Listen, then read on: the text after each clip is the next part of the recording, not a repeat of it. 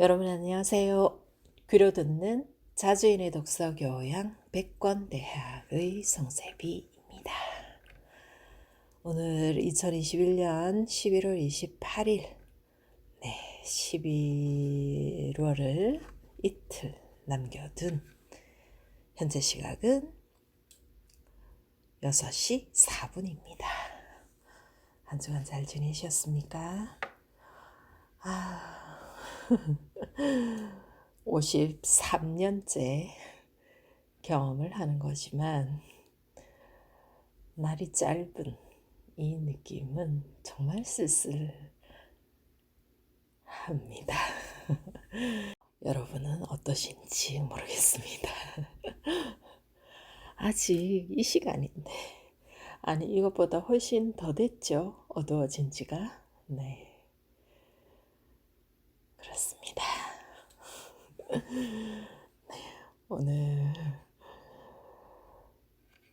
분량을 시작해 보도록 하겠습니다. 시작할게요. 김갑수 역사 에세이 미래를 위한 과거. 진보란 무엇일까? 진보란 내가 역사를 좋게 만들 수 있다는 신념을 가지고 노력하는 것이 진보이다. 제7장 역사의 분기점에서 75. 광화문의 풀은 바람보다도 빨리 누웠다. 회상과 분석 5.18 민중항쟁. 모두가 알고 있는 것처럼 휴업령은 내려졌다. 1980년 5월 18일 나는 아침 일찍 일어나 운동화 끈을 묶었다. 집에서 광화문까지는 버스로 20분 거리. 나는 버스가 그곳까지 갈 수 있으리라고 생각하지 않았다. 약속대로 30만 명이 한꺼번에 모여들 터인데 그러면 도로가 막힐 것이고 그렇게 되면 기껏해야 종로 3, 4가쯤까지나 버스 타고 갈 것이라고 예측했다. 그날 나는 운동화와 어울리지 않게 양복을 꺼내 입었다. 혹시 검문을 받게 되면 대학생이 아니라는 나의 주장을 그들이 믿을 수 있도록 하기 위해서였다. 예상과 달리 버스는 종로 시가지를 질주하더니 불과 10여 분 만에 나를 광화문 바로 옆 종로 1가에 내려주었다. 나는 내 귀와 눈을 의심했다. 주위는 평소보다 조용했으며 넓은 교차로에는 거의 사람의 모습이 없었기 때문이었다. 다만 내거리 모퉁이마다 장갑 차량과 무장 군인이 버티고 있을 뿐이었다. 처음 나는 내가 약속을 잘못 알고 온 것이라고 생각했다. 그러나 내가 알고 있었던 시간과 장소에는 전혀 착오가 없었다. 나는 종각 뒷골목으로 걸어가 보았다. 힐끔힐끔 주변을 살피는 교련복 차림의 대학생 몇이 눈에 들어왔다. 우리는 아무 말 없이 같은 방향으로 걸었다. 나는 미국 대사관 쪽으로 앞서갔다. 아무래도 거기서 시작하는 것이 나을성 싶었다. 또 다른 대학생 두셋이 차도 가까운 곳에 서서 마주오는 우리를 무연히 보고 있었다. 나는 나지막하게 읊조려 보았다. 독재. 그러자 교련복 몇이서 화답해 왔다. 타도. 나는 약간 소리를 높여 불러보았다. 독재. 타도. 순식간에 우리는 10명 가까운 인원으로 불어났다. 독재 타도 독재 타도. 우리는 공포감을 이기기 위해 구호복창의 속도를 높였다. 그리고는 차도로 나서 이순신 동상을 향해 발맞추어 뛰었다. 맞은편 세종문화회관 골목에서 그 위쪽의 녹지나무 사이로 아래쪽의 신문 가판대에서 서너 명씩의 학생들이 일제히 우리를 향해 움직이는 것이 눈에 띄었다. 독재 타도, 독재 타도, 독재 타도. 어느새 우리는 독재와 타도를 나눠서 외치고 있었다. 우리는 이순신 동상을 구호에 맞춰 몇 바퀴 돌았다. 뛰면서 나는 눈어림으로 인원을 헤아렸다. 20-30명 정도였다. 그때였다. 나는 위기감을 느꼈다. 새로 지어진 광화문 쪽에서 좋기 수천 명은 됨직한 무장군인이 우리를 포위하기 위해 대열을 갖추고 있었다. 각자 도망치자. 나는 고함을 지르면서 시청 방향으로 튀었다. 무장군인 대여섯 명이 내 앞을 가로막았다. 순간 나는 군인들의 다리와 다리 사이로 다이빙 하듯이 몸을 날렸다. 그리고는 재빨리 일어나 다시 달렸다. 순식간에 군인들을 따돌린 나는 광막한 시청 앞 광장을 내질러 달렸다. 아무래도 호텔이 안전할 것이란 생각이 들었다. 나는 시청 앞에 있는 프라자 호텔의 로비로 들어갔다. 두 손으로 양복깃을 추스리며 아무 일도 없다는 표정으로 에스컬레이터에 올랐다. 커피숍은 광장이 환히 내려다 보이는 2층에 있었다. 의외로 광장은 평온하고 한가해 보였다. 모두가 잡혔을 것이었다. 체포되지 않은 것 나뿐인 것 같았다. 프레시 오렌지 주스. 나는 다소 가격이 높은 음료수를 능숙한 어조로 주문했다. 그날 집에 돌아온 나는 아주 간단한 메모 하나를 남긴 것으로 기억한다. 만분의 1. 그것은 광화문의 약속을 지킨 우리의 비율이었다. 나는 식구 하나를 추가했다. 풀은 바람보다 빨리 눕는다. 그러나 나는 광화문의 풀과는 달리 금남로의 풀은 바람보다 빨리 일어났음을 다음날 알게 되었다. 이후 내가 광주 현장에 들어가지 못한 이유를 적는 것은 구차한 일이라서 생략하련다. 어쨌든 나는 광주 현장에 가지 않았다. 아주 드물어지기는 했지만 요즘도 나는 악몽을 꿀 때가 있다. 그것은 시위 현장에서 나만 도망치는 꿈이다. 강한 자가 살아남는다는 말이 있다. 대단히 자기 합리화적인 말이다. 심지어 살아남는 자가 강한 자라는 이상한 말장난도 있다.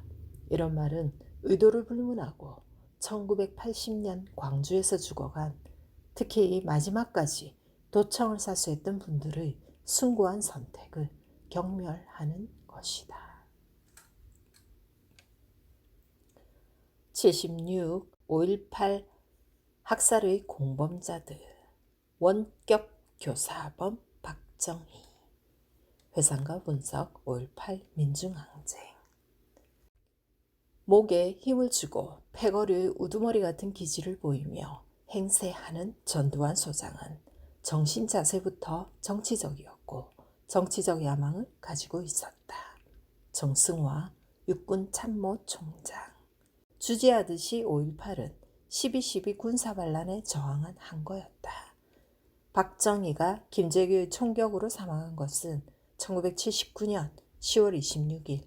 놀랍게도 전두환은 기다렸다는 듯이 군권 장악 공작을 벌이기 시작했다.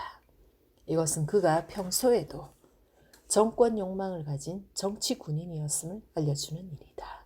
위의 적은 전두환에 대한 정승화 전 육군 참모총장의 평가도 이런 점을 뒷받침한다. 12.6 직후 전두환은 보안사령관 자격으로 합동수사본부장이 되어 박정희 피격 사망 사건의 수사 책임을 맡았다. 그때 나는 텔레비전 화면을 통해 전두환 소장의 얼굴을 처음 보았다. 전두환은 매우 신념에 찬 어조로 말했고 발표 도중 단 한 번의 말실수도 내지 않았다. 나는 그가 시종일관 박정희를 각하께서 라고 호칭하는 것을 보며 왠지 모르게 전율하는 나를 발견했다. 전두환이 발표문을 넘기기 위해 시선을 아래로 내리깔 때에는 순간적으로 차가운 광기 같은 것을 느끼기도 했다. 그러나 불행히도 바로 저자에 의해 이 나라가 12.6 이전으로 되돌아갈 수도 있겠구나 하고 직감할 수 있었던 직관의 정치인은 극소수였다. 전두환은 어떤 인간인가? 당시 주한 미국 대사 글라이스틴은 처음에는 전두환을 지략과 추진력을 갖춘 인물로 평가했다가 나중에 가서는 신뢰할 수 없고 나쁜 짓을 예사롭게 하며 냉혹한 거짓말쟁이의 화신 같은 인물로 간주하게 된다. 글라이스틴의 후임자 리처드 워커 대사는 내가 아는 한 가장 약삭빠르고 타산적이며 정략적인 사람 중 하나라고 평가했다. 또한 강준만은 전두환의 타고난 유들유들함과 비위는 경이에 가까운 것이며 특히 사교성이 탁월하다고 평가했다. 전두환은 경남 합천 출생이지만 대구 공고를 졸업하고 육사에 진학했다. 때문에 그의 기질과 캐릭터는 성장지 대구와 관련시켜 어느 정도 이해할 수도 있다고 본다. 만약 전두환이 다른 지역 출신, 이를테면 좀 극적인 가정으로 그가 만약 광주 출신이었다면 군사반란을 일으키고 군부 파쇼 집단의 왕초가 되어 대량 양민 학살을 자행하는 인물로 성장했을까. 다소 조심스러운 말이기는 하지만 대구 경북은 한국에서 남아 선호 낙태수술 비율이 가장 높으며 여중생의 가출이 가장 많은 지역이다. 이곳 사람들은 여가에 스포츠 관람과 사교 생활을 가장 많이 한다는 것을 알리는 통계도 있다. 이에 따라 전국 대도시 중 독서량이 가장 적은 도시도 대구라는 점을 대구 출신의 교사가 입증한 적이 있다. 이런 점에서 전두환은 유형적인 대구 사람이라고 할 수 있으려나. 1968년 북한의 유격 부대가 청와대를 습격한 1.21 사태 당시 대대장이었던 전두환은 베트남전에 연대장으로 참전했다. 얼마 후 그는 대통령 경호실 차장보로 발탁되면서 박정희와 자주 접촉할 기회를 얻게 되었다. 박정희는 자기가 죽기 8개월 전인 1979년 2월 전두환을 보안사령관에 임명하고 당시 국내 정치에 깊숙이 관여하던 청와대 경호실, 중앙정보부 등을 견제하도록 힘을 실어 주었다. 하지만 박정희와 전두환의 인연은 훨씬 더 이전으로 거슬러 가야 한다. 1961년 5.16 쿠데타 이후 전두환은 국가재건 최고회의 의장실에서 1년간 민원 비서관으로 근무한 적이 있다.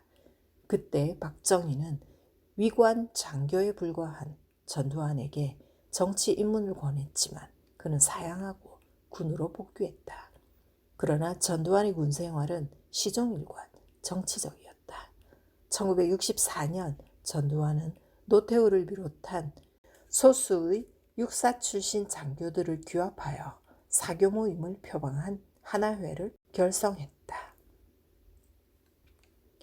하나회의 결성 명분은 단결과 애국심 고양이었지만 실제 목적은 자신들의 출세에 있었다.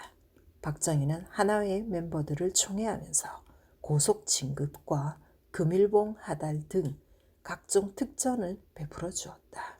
물론 박정희가 피격 사망 후 반란으로 국권을 찬탈한 무리의 핵심 세력은 바로 이 하나회 멤버들이었다. 정권투쟁은 시체를 보는 순간 시작되는 것이다 는 말이 있다. 이 말대로 전두환은 박정희의 죽음을 알자마자 정권투쟁을 시작했다. 끝내 그는 권력 찬탈에 성공하고 박정희가 남긴 유신의 쓰레기를 연장하는 역할을 도맡았다.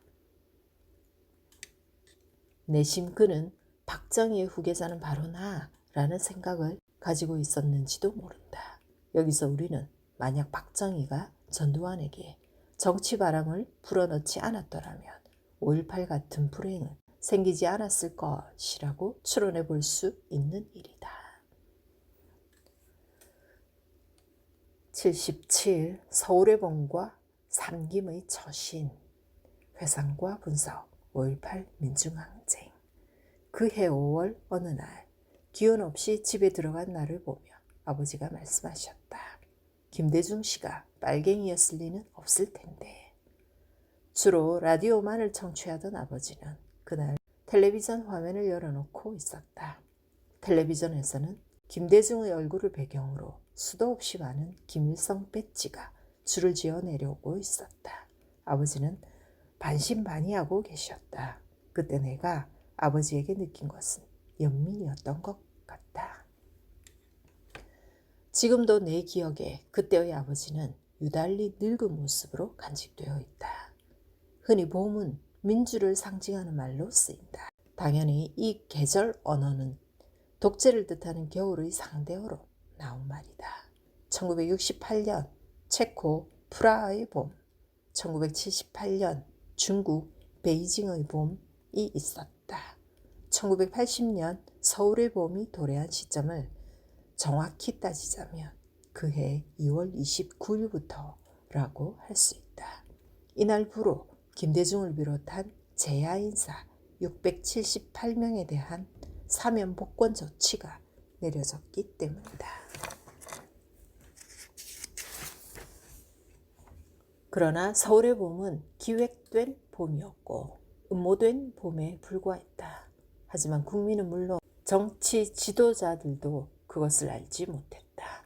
12.12 군사반란은 비상계엄하에서 전방 사단 병력을 빼내오는가 하면 직속 상관인 계엄사령관의 뒤통수를 쳐서 체포하는 등 국가안보와 군기를 주저없이 무너뜨린 하극상의 극치였다. 서울의 봄은 이토록 교활하고 무도한 군인들의 각본에 따라 연출된 것이었다. 하지만 당시의 최고 정치 지도자 3김, 즉 민주공화당의 김종필, 신민당의 김영삼, 재야인사 김대중 중 어느 하나도 실상을 정확히 알고 있지는 못했다. 그래서 그때를 따로 한계정국이라고도 하지 않았나. 사심을 가진 지도자들은 1980년 4월 14일 전두환이 중앙정보부장을 겸직하게 되었을 때에도 반란 집단의 야욕을 알아차리지 못했다. 보안사령관으로서 이미 군권을 장악하고 있던 전두환이 중앙정보부장이 된 이유는 첫째가 돈 때문이었다. 돈은 정치를 할 때 필요한 것이다. 전두환은 현역 군인의 겸직을 금해놓은 법률을 위배하면서까지 서리라는 딱지를 달아 중앙정보부를 차지했다. 당시 중앙정보부의 예산은 800억 원 정도. 실제로 전두환은 120억 원 정도를 빼내서 정치 자금으로 유용한다. 김종필은 당사에서 기자들이 전두환의 중정부장 겸직에 대해 어떻게 생각하느냐고 묻자 철학에 문제가 되지 않는 것을 문제 삼는 것이 문제라는 말이 있다고 대답한다. 설악산에 놀러간 김영삼 역시 상관없다. 민주화 일정은 예정대로 진행될 것이라고 말한다. 이에 반해 김대중만은 전 장군은 이 나라의 모든 정보기관을 장악했다. 나는 정보가 한 사람에게 집중되는 것이 매우 우려스럽고 다시 민주주의의 위기가 닥칠지도 모른다고 생각한다. 고 경고했을 따름이다. 위기를 느낀 김대중은 주로 특강을 통해 대중과 직접 접촉했다. 그해 4월에서 5월 초까지 이루어진 6회의 특강 중 김대중은 4월 18일 동국대학 특강을 가장 인상 깊게 기억하는데 그 이유는 9년 전인 1971년 박정희와 맞붙은 대통령 선거 때 100만 군중 앞에서 연설한 것도 같은 날짜 4월 18일이었으며 연설 장소도 동국대와 밀착된 장충단이었기 때문이다. 나는 1971년 고교생으로서 김대중의 장충단 유세, 1980년 동국대 재학생으로서 동국대 특강 둘을 모두 들었다. 김대중은 논리와 유머를 섞을 줄 아는 탁월한 웅변가로 비쳤다. 다만 나는 동국대 특강에서 보조연설자 고은 시인에게는 적잖이 실망했던 기억이 남아있다. 요즘 흔히 하는 말로 서울의 봄 시절에 정치권이 단합하지 못해서 전두환에게 빌미를 주었다고 한다. 과연 그런 것일까? 당시 삼김 경쟁에서 아무래도 김종필은 약세를 면치 못했다. 그래서 정치권 경쟁은 김영삼 대 김대중의 양자 대결로 압축되는 양상을 보였다. 김영삼은 기존 야당 신민당을 장악하고 있었고 김대중은 제야 민주화 투사들의 지지를 받고 있었다. 당시 김영삼과 김대중의 경쟁이 과열로 보였던 것은 사실이다. 일례로 김영삼이 신민당 당직자들을 대동하고 충남 현충사를 참배하러 갔는데 같은 날 같은 시간에 김대중은 제야 인사들과 함께 현충사 인근의 윤봉길 생가를 방문하는 일도 벌어졌다. 김영삼은 김대중을 2번 만나 신민당 입당을 권유한다. 이것은 요즘으로 치면 민주당이 한사코 안철수의 입당을 권유하는 것과 일면 비슷하다고 할 수 있다. 그런데 정치판에서 유력 인사가 공개적이고 구체적인 옵션 없이 타당에 들어가는 것은 포수가 엽총을 버리고 호랑이 굴에 들어가는 짓과 흡사한 일이다. 김대중의 주변에는 하나같이 감옥에서 나온 민주화 투사들이 있었다. 그들을 독재 정권 치하에서 국회의원직을 누렸던 신민당 사람들이 입당 심사에서 받겠다는 식의 제안을 김대중으로서는 도저히 수용할 수가 없었다. 네, 이렇게 오늘의 분량 3개 글을 다 읽었습니다. 추위 조심하시고요. 한 주 후에 또 다시 뵙겠습니다. 안녕히 계십시오.